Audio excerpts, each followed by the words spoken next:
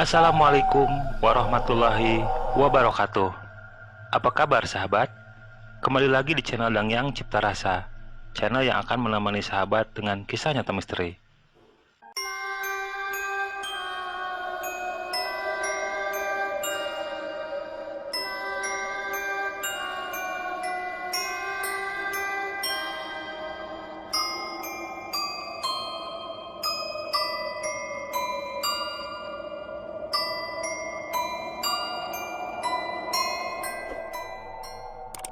Apa kabar sahabat? Malam Jumat ini, saya akan menyajikan kisah nyata misteri yang dikirim oleh akun Megan Sanastasia 11. Kisah nyata misteri ini terjadi di sebuah kos-kosan di daerah Jakarta. Seperti apa ceritanya? Yuk kita ikuti kisah selengkapnya. Tapi seperti biasa sahabat, jangan lupa subscribe, like, dan share channel ini agar tambah berkembang dan bisa menyajikan kisah-kisah nyata misteri lainnya. Juga tekan gambar loncengnya biar nyala, supaya sahabat dapat notifikasi video terbaru dari channel ini.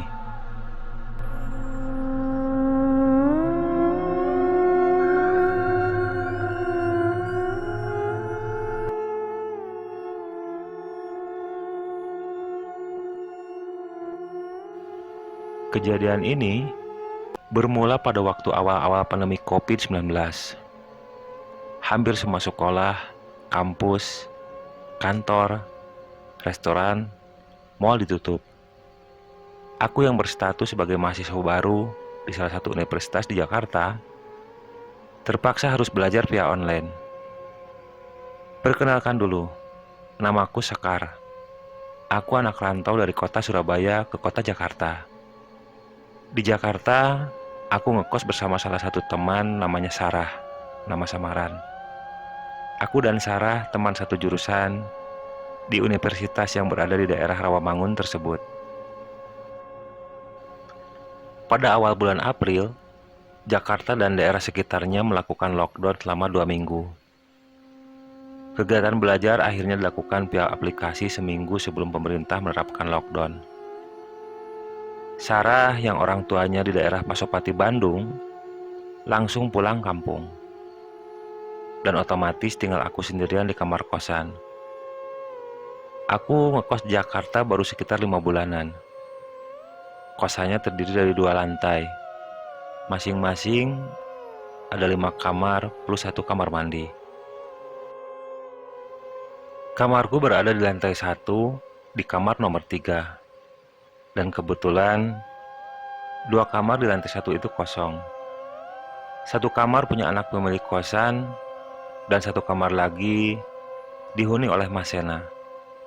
Mas Sena karyawan di salah satu perusahaan di Jakarta Pusat. Di lantai bawah diisi oleh 3 orang, dan di lantai atas hanya diisi oleh 2 orang, masih teman satu kampusku. Malam itu tepat hari Kamis, dosenku lagi ngasih tugas yang harus diselesaikan lusa. Sebenarnya tugas ini dikasih beberapa minggu yang lalu sih. Tapi ya begitulah mahasiswa. Kadang tugas dikerjakan ketika sudah mepet. Sekitar pukul 22.15, perutku perih karena hampir seharian belum makan. Aku yang dari pagi cuman main IG, akhirnya beranjak ke dapur untuk melihat ada makanan apa di sana. Ternyata tidak ada apa-apa. Ya aku pun balik lagi ke kamar dan mulai memandang laptop kembali sambil berharap ada tukang nasi goreng atau tukang bakso yang lewat. Sudah hampir jam 22.45, ternyata nggak ada tukang jualan makanan yang lewat. Dengan terpaksa, aku pun memasak mie instan. Dan setelah mie instan itu masak, aku hendak kembali ke kamar dari dapur sambil membawa semangkok mie instan. Sambil berjalan pelan, aku melahap sedikit-sedikit mie instan yang aku bawa. Tapi, tiba-tiba aku mendengar suara orang mandi mengguyurkan air di dalam kamar mandi. Seketika aku melirik jam tangan. Terlihat sudah menunjukkan pukul 11:30 malam. Aku bergumam dalam hati, Hmm, jam segini siapa yang lagi mandi ya? Mas Sena kah? Tapi tumben banget Mas Sena mandi tengah malam begini. Apa mungkin dia kegerahan di kamar, lalu mandi supaya adem? Ujarku dalam hati. Tanpa pikiran macam-macam, aku segera menuju dan masuk ke kamarku. Suara mandi itu pun hilang. Aku kembali mengetik tugas kuliahku, tapi setelah beberapa lama aku mendengar lagi suara orang yang lagi mandi di kamar mandi kosanku. Awalnya aku nggak peduli dan bodoh amat dengan suara itu. Dalam pikiranku, itu tetap Mas Sena yang sedang mandi. Tapi setelah aku melihat jam di kamarku, waktu sudah menunjukkan pukul 1 dini hari. Kok Mas Sena lama banget mandinya? Tengah malam gini? Dalam kekagetanku, aku tiba-tiba kebelet pengen buang air. Aku pun segera beranjak dari kamarku menuju kamar mandi. Dan setelah sampai kamar mandi, aku terkaget lagi karena kamar mandi itu kering. Tanpa berpikir macam-macam, setelah buang air, aku kembali ke kamar. Sesampainya di kamar, aku berkata dalam hati, kalau lantai kamar mandi kering, terus yang tadi mandi siapa ya? Waktu sudah menunjukkan pukul 2 pagi, membuat mataku mulai mengantuk. Tapi aku berusaha untuk tetap melanjutkan ngerjain tugas sampai selesai. Tapi baru beberapa menit aku mengerjakan tugas lagi, aku mendengar suara orang turun dari tangga kosan. Pikirku mungkin itu anak kosan yang tinggal di lantai 2. Tapi sekitar 10 menit, suara itu masih terdengar. Sedangkan tangga di kosanku itu tidak banyak. Saking penasarannya, aku mengintip dan melihat ke arah tangga. Pelan-pelan, aku mau melihat ada orang atau tidak di tangga itu. Saat aku mengendap-endap, lagi dan lagi aku dibikin kaget dengan suara langkah kaki di tangga tersebut. Dan setelah sampai, ternyata aku tidak melihat ada orang di lorong tangga kosanku. Tanpa pikir panjang, aku langsung balik ke kamar dan langsung berusaha untuk tidur. Tapi setelah di kasur, aku benar-benar tidak bisa tidur, kepikiran tentang kejadian tadi. Aku pun mencoba terlentang dan berdoa. Kemudian, pelan-pelan aku pun mulai tertidur. Jumat pagi berlalu, menjelang siang, aku terbangun karena mendengar adzan Jumatan. Ya walaupun sedang lockdown begini, suara adzan Jumatan tetap berkumandang. Aku bangun, langsung mandi dan pergi ke warteg buat beli makan siang dan beli beberapa jajanan warung di sebelahnya. Setelah balik dari warung, aku bertemu Mas Sena, dan aku pun bertanya tentang kejadian tadi malam. Mas, semalam kok mandinya malam banget? Tanyaku kepada Mas Sena. Lalu Mas Sena menjawab sambil mengernyitkan dahinya. Enggak kok, aku tadi malam jam 10 sudah tidur, dan bangun jam 5 pagi. Ucap Mas Sena kepadaku. Oh, mungkin Vivi anak yang punya kosan ya Mas, yang mandi tadi malam. Tanyaku lagi kepadanya. Vivi? Dia kan pulang ke rumah orang tuanya di daerah Jagakarsa, Jakarta Selatan. Ujar Mas Sena. Kamu halu Sekar? Atau kamu lelah habis ngerjain tugas-tugas kuliahmu? Ucapnya lagi sambil senyum dan berjalan ke kamarnya. Sesampainya di kamar, aku duduk dan bertanya-tanya dalam hati.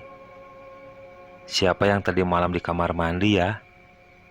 Kalau bukan Mas Sena dan Pipi, lalu siapa? Aku pun mulai makan dan mendengarkan radio. Tiba-tiba, Radio yang aku dengar berubah sendiri. Aku kaget dan aku matikan radio itu. Sorenya aku coba buat nelpon bapak, berniat buat cerita atas kejadian aneh yang aku alami. Dalam tanda kutip, aku lebih dekat ke bapak karena sekarang ibu sudah tinggal dan hidup bersama suami barunya. Assalamualaikum Pak, Bapak gimana kabarnya? Sehat kan? Tanya aku kepada beliau.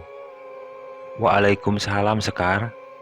Alhamdulillah, Bapak sehat nak. Kamu gimana? Sehat? Jaga kesehatan ya nak. Jangan kemana-mana kalau nggak penting-penting banget. Ujar Bapak dari sana. Alhamdulillah Sekar sehat Pak. Dan kemudian aku menceritakan kejadian yang aku alami. Dan Bapak orangnya memang paham akan hal begitu. Setelah aku menceritakan semua kejadian tadi malam, Bapak menyuruhku untuk rajin sholat dan mengaji. Lalu Bapak mulai mengajariku memagari diri dengan ayat-ayat Al-Quran, supaya mereka tidak menggangguku lagi. Malamnya, setelah menyelesaikan tugas kampus, aku memutuskan untuk tidur, karena keadaan mata yang lelah sekali. Malam berlalu tanpa gangguan apa-apa sampai pagi. Hari itu hari Sabtu, aku yang ketiduran habis sholat Isya, terbangun dan menoleh ke jam dinding. Ternyata pukul 23.30. Aku ke dapur mengambil roti dan segelas susu. Dan setelah kembali ke kamar, aku pun mulai memakan roti dan meminum susunya. Saat asyik menyantap roti, tiba-tiba aku kembali mendengar suara orang lagi mandi di kamar mandi kosanku. Sial, apalagi itu? Ujarku dalam hati. 15 menit berlalu, suara orang mandi itu pun tidak terdengar lagi. Namun beberapa menit kemudian, suara itu tidak ada lagi. Kali ini, aku penasaran dan mencoba ingin melihatnya. Apa benar ada orang atau tidaknya? Setelah aku lihat kamar mandi kosong dan tidak ada orang, lalu aku kembali ke kamar. Tapi sesampainya di kamar, betapa terkejutnya dan kagetnya aku karena aku melihat ada sosok duduk di dekat tempat tidurku. Di hadapanku kini ada wanita dengan rambut yang terurai panjang dan berbaju putih lusuh, dekil sedang menatapku. Sosok perempuan itu terlihat jelas oleh mataku. Dan ini kali pertama aku melihat makhluk halus. Aku yang ketakutan bergegas lari ke kamar temanku di lantai 2. Sebut saja nama temanku itu Ayu. Ayu sudah terlebih dahulu dan lebih lama ngekos di tempat tersebut. Setelah ku ceritakan apa yang kulihat tadi malam dan beberapa kejadian aneh di kosan itu kepada Ayu, dia hanya tersenyum seperti tidak kaget dan sudah biasa. Ayu lalu bercerita. Menurut Ayu, kamar yang aku tempati sekarang adalah kamarnya Irma. Irma adalah anak pertama pemilik kosan tempat aku tinggal. 7 bulan yang lalu, Irma mengalami kecelakaan dan nahas Irma meninggal di tempat kejadian. Semenjak itu kamar itu dikosongkan karena konon sering ada penampakan perempuan di kamar tersebut. Wallahu alam.